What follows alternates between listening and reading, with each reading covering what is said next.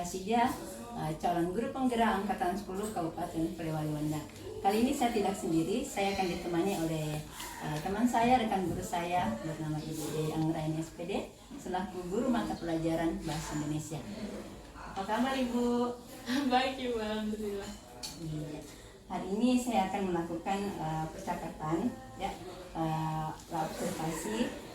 Maka sebelum saya melakukan supervisi di kelas, saya ingin mengetahui kira-kira apa tujuan pembelajaran yang akan Ibu lakukan di dalam kelas nanti. Jadi untuk observasi nanti Bu, tujuan pembelajarannya itu kebetulan tujuan pembelajaran yang kedua itu bunyinya peserta didik diharapkan mampu untuk memprediksi dan mengevaluasi informasi yang akan disimak.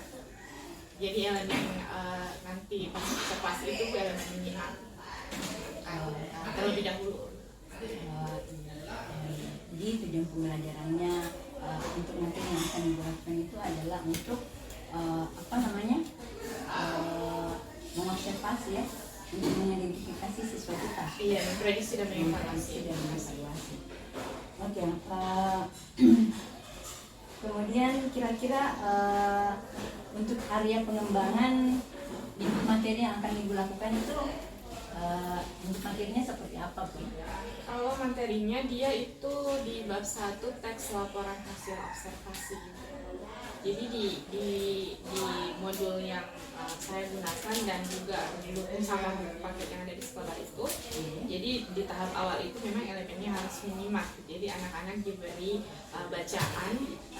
Dia kan kalau elemennya menyimak kan boleh menggunakan tape recorder Ibu untuk audionya, tapi boleh juga dibacakan. Jadi untuk kali ini saya coba untuk anak-anak yang baca. Oh, jadi untuk elemen menyimak itu menggunakan tape recorder, Bu, ya? Biasanya. Tapi mungkin lebih enak juga kalau anak-anak yang baca sekaligus tahu kemampuan menerjemahkan kalimatnya sampai di mana. Oke, terima kasih, Bu, ya. Kemudian mengenai rancangan pembelajaran yang ingin Ibu sampaikan, seperti apa yang ingin Ibu terapkan? Kalau rancangan pembelajarannya nanti itu dia kan berpusat student center kan, berpusat sama peserta didik. Jadi saya memfasilitasi, kasih konsep dasar, kemudian kasih fasilitas seperti bahan alat KPD dan sebagainya, kemudian langkah-langkah pembelajarannya. Jadi nanti dieksekusi sendiri sama peserta didik. Kemudian dalam prosesnya nanti itu jadi karena TP-nya memprediksi, berarti harus ada tabel prediksi terlebih dahulu yang harus diisi sama peserta didik. Kemudian setelah itu baru kita menyimak pembacaan paragraf tentang teks LHO tadi yang sudah dipotong-potong, dibagi-bagi menjadi beberapa paragraf, kemudian dibagikan per kelompok. Jadi nanti ketika dibaca satu kelompok misalnya baca, yang lain ikutan menyimak, begitu seterusnya. Oh iya, jadi rancangan pembelajaran yang Ibu terapkan di kelas itu dengan menggunakan kelompok-kelompok kecil, ya, untuk memberikan setiap permasalahan kepada setiap kelompok. Ya, saya rasa demikian, Bu, ya. Nanti kita akan ketemu pada saat observasi di kelas. Terima kasih buat waktunya. Assalamualaikum warahmatullahi wabarakatuh. Kami.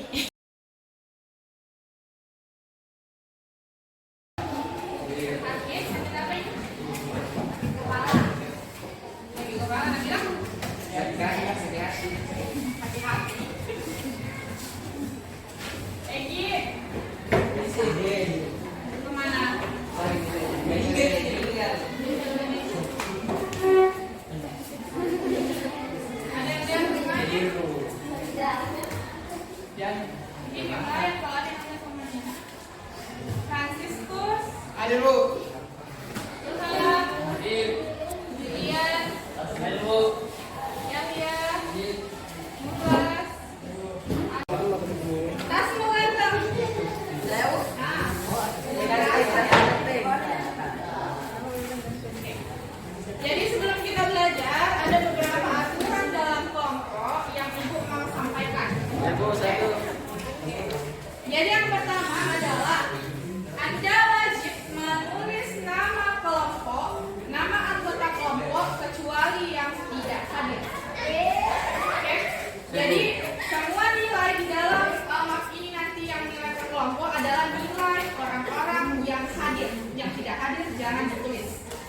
banyak sekali bertanya. Jadi juga jadi sampai memang ya. Kedua, karena kerja kelompok itu kerja tim, berarti Anda juga harus bertanggung jawab sebagai tim, bukan sebagai individu. Oke, contoh, misal ya, kelompoknya mengajar ada 6 orang. Ini kan nanti jawabannya ditulis di dalam sini, di lembar LKPD-nya. Ditulis dalam sini kan? Tapi jawaban di dalam sini wajib juga ditulis di buku masing-masing. Sabar, dengar dulu. Masing-masing ya. Contoh, ini 6 orang kan? Lalu yang tulis dan kumpul ke ibu hanya 5 orang. 1 orang tidak, entah karena alasan apa. Kalau dia tidak kumpul dan dia hadir, 5 orang yang kumpul, Anda tidak jadi dapat nilai. Ibu dan bapak ya, karena kerja tim berarti tanggung jawabnya harus oke. Kalau dia tidak tulis, berarti tidak termasuk dalam tim, berarti Anda juga yang lain tidak akan dapat nilai meskipun Anda sudah kerja.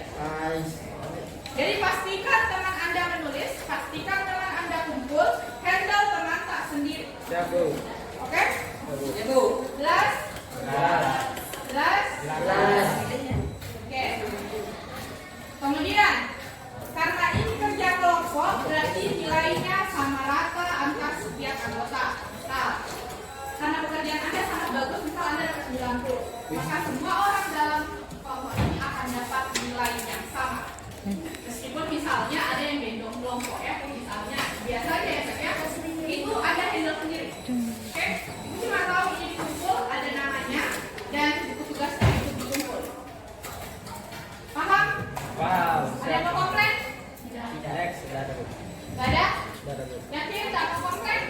Oke. Oke, lanjut ya. Ngerti ya teman kelompoknya ya? Jadi tidak boleh ada yang tidak menulis atau tidak kerja karena itu tanggung jawab tim.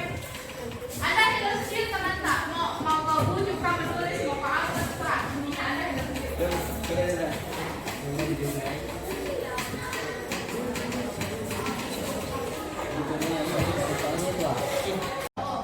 Laporan hasil observasi ini didapat dari sebuah fakta, berdasarkan sebuah fakta. Fakta ini didapatkan dari satu objek, proses, atau fenomena yang terjadi secara nyata. Objek, proses, dan fenomena ini didapat dari hasil pengamatan. Pengamatan dilakukan menggunakan indera penglihatan.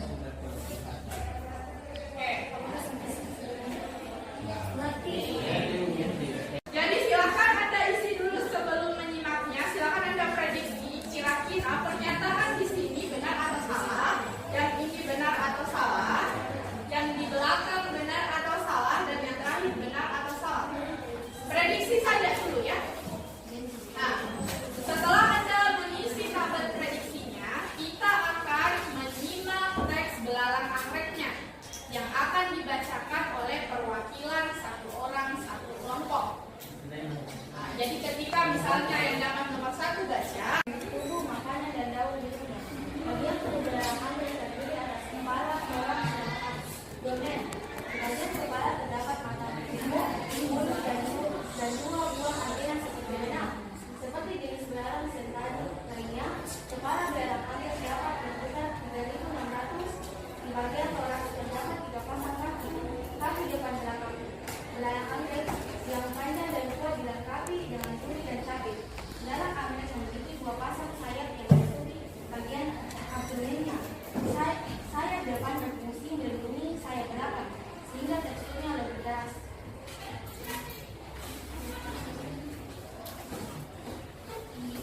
Belalang anggrek putih, ukuran tubuh belalang anggrek berbeda antara jantan dan betina. Panjang tubuh belalang anggrek jantan sekitar 2,5 sampai 3 cm, sedangkan betina 6 sampai 7 cm. Tubuh mereka berwarna putih dengan aksen merah muda lembut atau cerah. Beberapa belalang bahkan berwarna benar-benar putih atau merah jambu. Namun, belalang anggrek dapat mengubah warna tubuhnya dalam hitungan sehari, bergantung pada kondisi lingkungan, seperti kelembapan dan kondisi cahaya.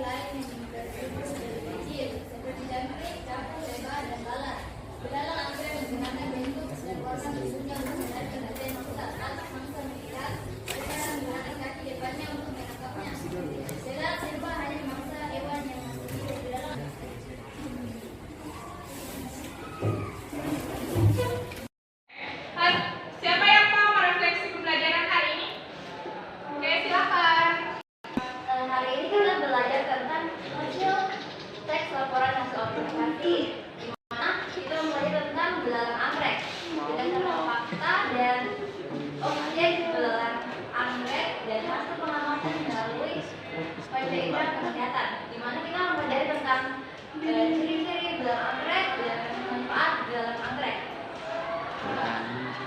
Oke, udah seluruhnya.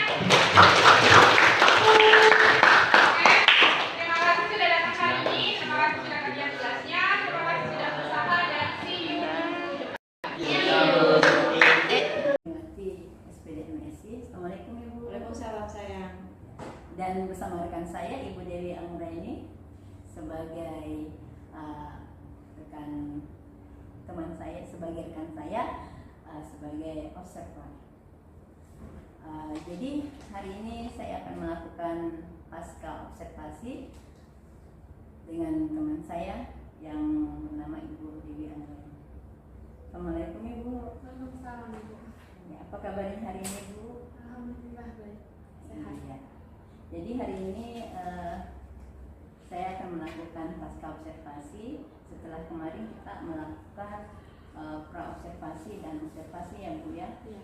Ya. Jadi hari ini kita akan melakukan pasca observasi yang mana tujuannya adalah untuk mengevaluasi dan mengetahui hasil dari proses pembelajaran Ibu yang telah dilakukan di kelas.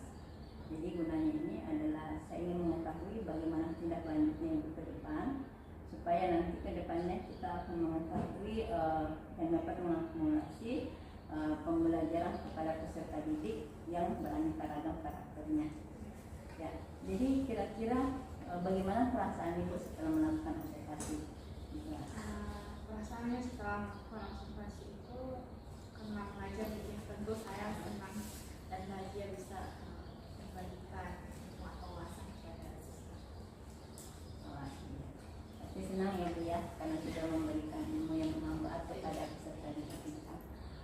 Kemudian kira-kira hal-hal apa yang Ibu rasa sudah cukup bagi Ibu?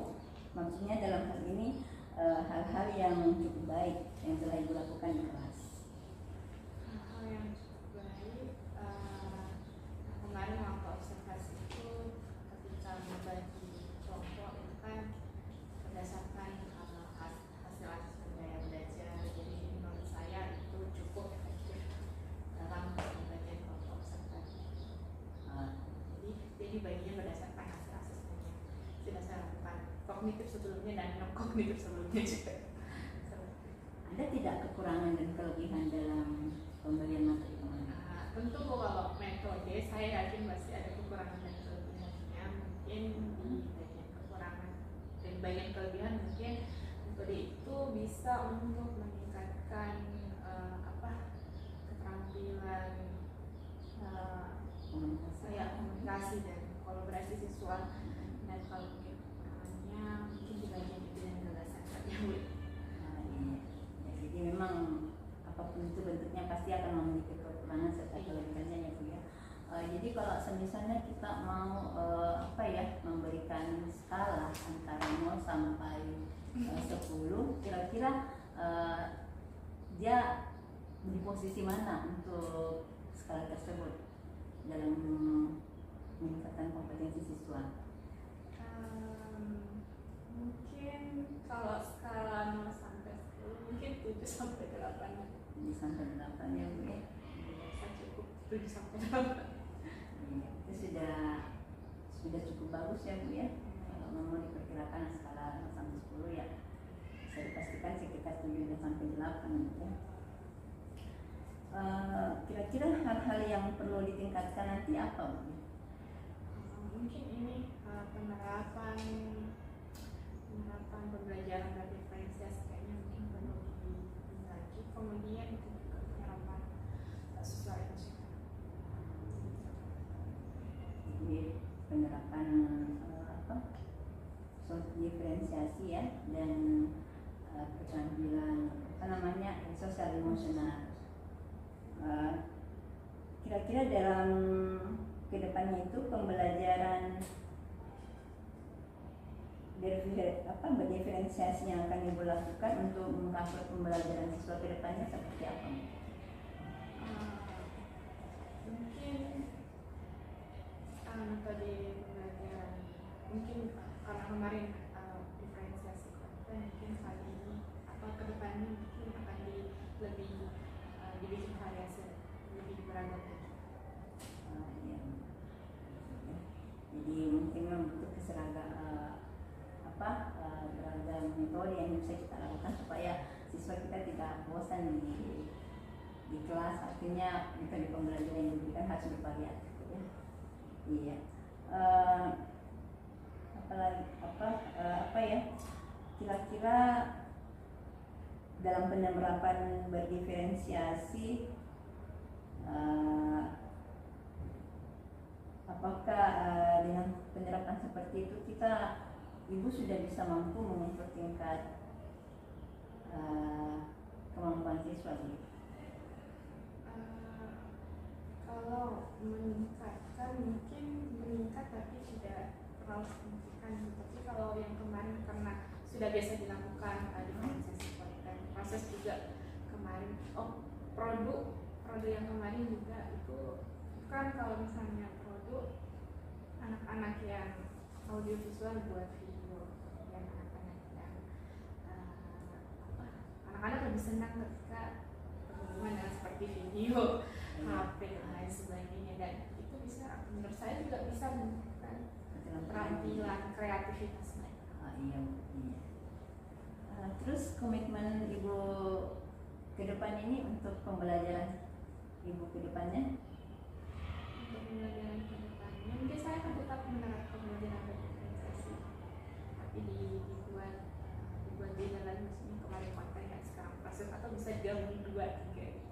Kemudian kemarin juga kan waktu observasi saya udah nyiapkan materi dan bahan sebelumnya, jadi juga sudah ada, tidak lupa tujuan pembelajaran yang disampaikan biar siswa tahu ini arah pembelajarannya kemana. Usahakan untuk tidak lupa menyampaikan tujuan pembelajaran.